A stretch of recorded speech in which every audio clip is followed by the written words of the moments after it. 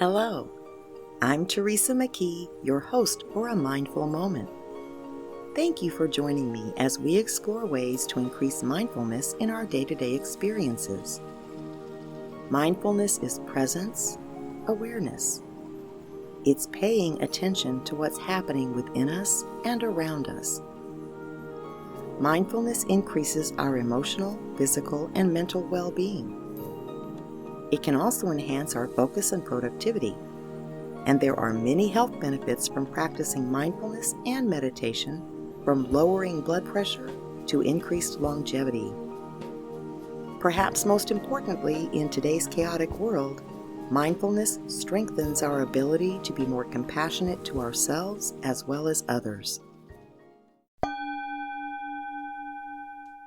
A few weeks ago, I was watching a story on the terrible storms that hit Europe and China, causing massive flooding, and I couldn't help but wish that we could balance things out a little better.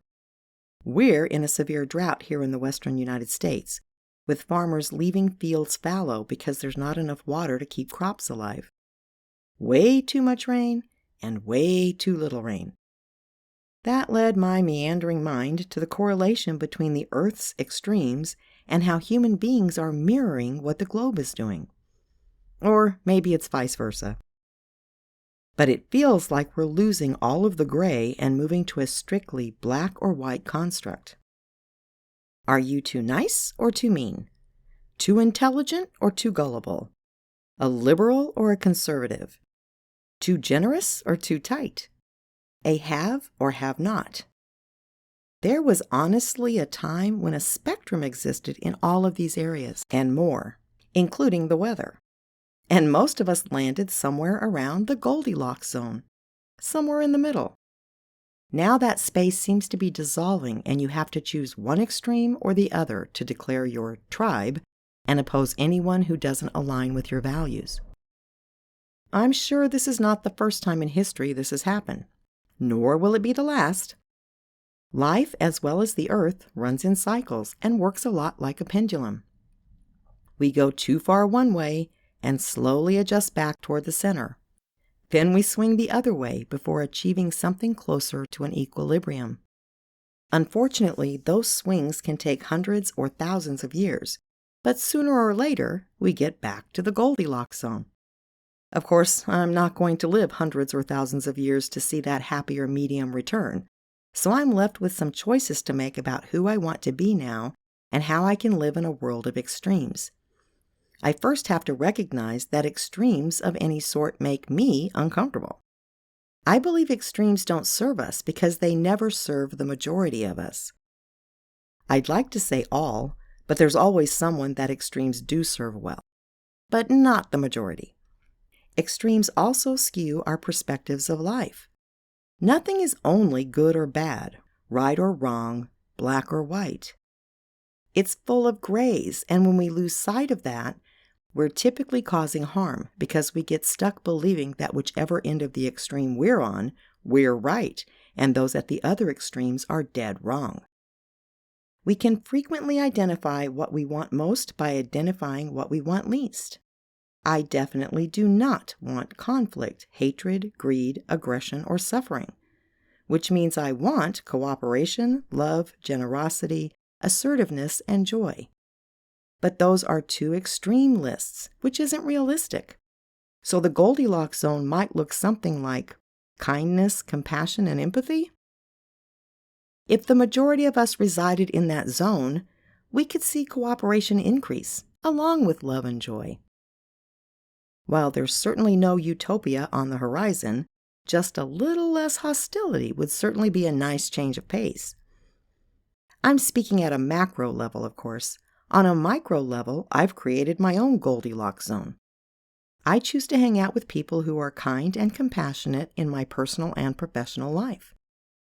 There are a few stinkers in there, of course, but the majority align with my middle position pendulum. In my tribe, for a lack of better description, we certainly don't agree on everything, but we're all at least somewhat open to hearing opposing opinions. We run the gamut from the haves to the have-nots, with lots in that middle spot. Most religions and non-religions are included. Multiple ethnicities, generations, and lifestyles keep things from getting boring. Our goals and aspirations all widely differ, but there's no reason to feel threatened by any of it. It's more of an each to his own mentality. I'm guessing, although it certainly never makes the headlines, that there are millions of Goldilocks zones out there, that the majority of people don't really desire a black and white life with no gray areas, that there are more compassionate and generous people on the planet than aggressive and selfish, that most people are uncomfortable with extremes. I think all of these Goldilocks zones are probably waiting for the storm to pass, the pendulum to swing, or for things to just settle down a little bit. That gives me some comfort.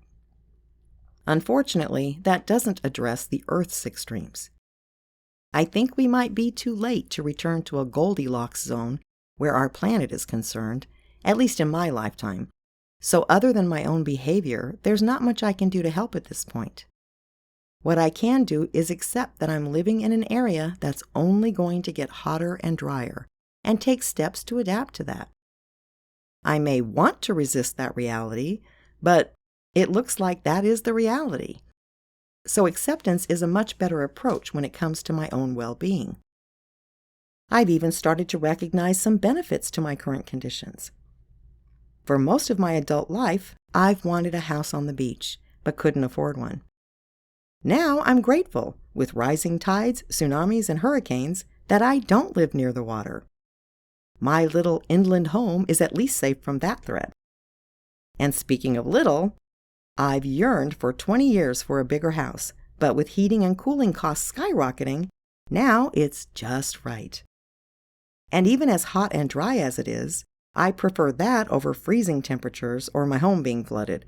So once again, I'm thankful for where I geographically landed. I'm sure there are those that could say the same about their situation. They'd rather live in a hurricane zone than an earthquake zone, for example. It doesn't really matter what our conditions are, as long as we can find aspects of them that we can be grateful for or reframe into a more positive perspective. As with all extremes, nothing is just positive or negative. We do our best learning when in negative circumstances or when things go wrong, so even a negative can be more positive. And most of us can observe the world's extremes from the comfort of our living rooms and send compassion and empathy to anyone suffering, but not feel any direct effects. The key may be in creating our own Goldilocks zones, where we feel comfortable and safe, giving us the foundation to be more open or even caring toward the people at the extremes. They may not be ready yet. They may like life too hot or too cold, and that's their choice. I know I want mine just right and prefer living in the middle with the hope that I can do some good in the world, even if I can't fix all of its problems. Mindfulness helps us gain perspective, to see beyond just our own needs, but to also recognize that we have limitations. That's not a judgment, but simply an acceptance. I can't fix the climate any more than I can change someone's mind who is living at an extreme. I can change myself so that I am in alignment with my values, and I can model behavior that encourages cooperation and compassion. It's up to others to decide if that's something they wish to choose or not. But as long as I have my own Goldilocks zone, full of diversity and inclusiveness, I can recharge and reset as many times as needed in order to get back out there and offer my support.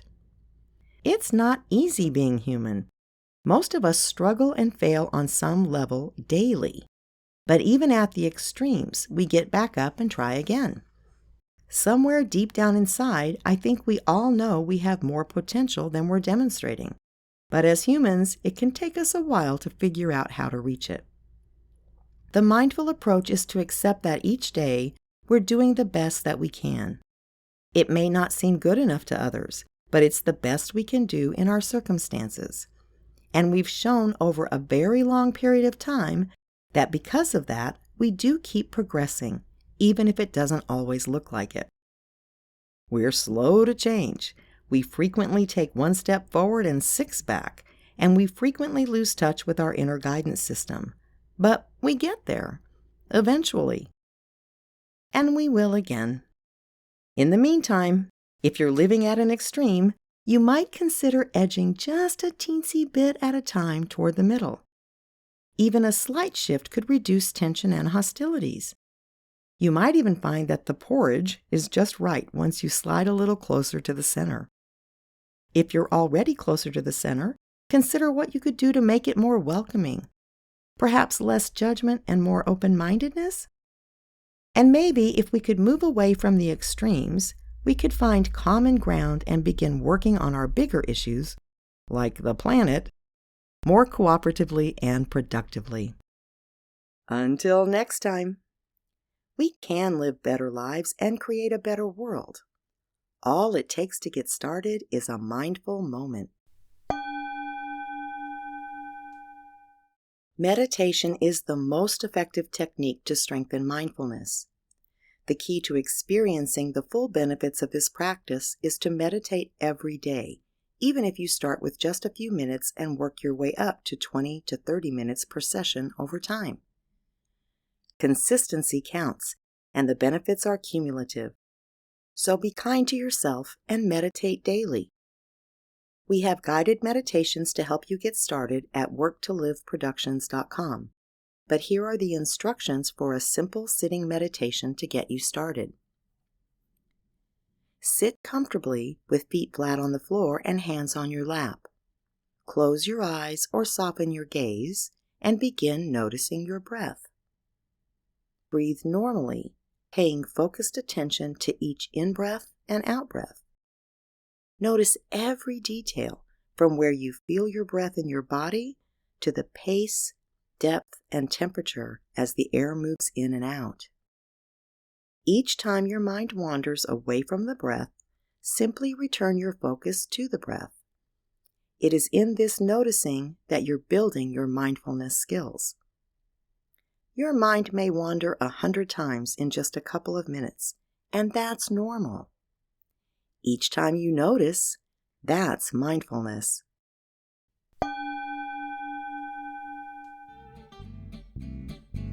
Work to Live's Dynamic Coaching Certification Program is a self-paced online course series that strengthens emotional intelligence and mindfulness skills, along with relationship building, communication skills, time management, self-motivation, and more. Visit our website for an informational video on the program. You can also find resources for self and leadership development, as well as the latest books by authors we interview on this show. Go to worktoliveproductions.com/book club to start shifting your quality of life today. And be sure to visit our YouTube channel at Work to Live, where you'll find videos of our interviews, animated shorts on daily living and working, guided meditations, and more. Please subscribe to A Mindful Moment with Teresa McKee wherever you get your favorite podcasts, and rate this podcast so that others can find us. Follow us on social media at Work to Live. A Mindful Moment is written by Teresa McKee. The English version is hosted by Teresa McKee, and the Spanish version is translated and hosted by Paola Tile. Intro music, Retreat, by Jason Farnham. Outro music, Morning Stroll, by Josh Kirsch, Media Right Productions. Thank you for tuning in. This podcast is produced by Work to Live Productions.